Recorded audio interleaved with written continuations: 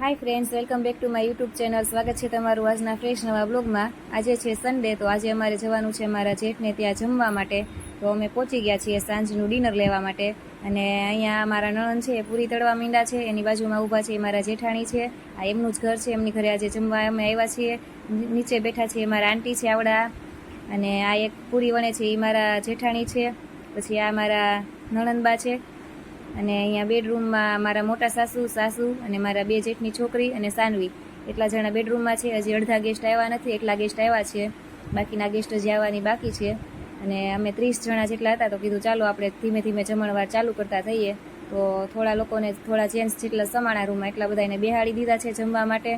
તમે જોઈ શકો છો અમારા જેઠાણી છે એ પીરસે છે. પછી બાયું થોડીક નવરી થઈ, તો કે મારા જેઠાણી છે એ શોપિંગ કરી આવ્યા હતા નવરાત્રિની, તો એમને બધાને કટલેરી એની બતાવે છે.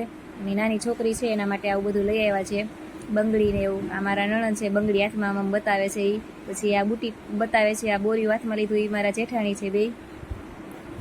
પછી હવે કીધું ચાલો હજી એટલા બાકી છે તો એને જમવા બેસાડી દઈએ. તો એટલા બાકી હતા એને જમવા બેસાડી દીધા છે. જમણવારમાં પૂરી, શાક, દાળ ભાત, સમોસા, ખમણ અને ફ્રૂટસલાટ અને એવું બધું જમણવારમાં હતું, પાપડ ને એવું બધું. તો ચાલો મિત્રો, જેને જમવું હોય, અમે છેલ્લા અમે બાકી હતા તો અમે બેસી ગયા છીએ જમવા માટે.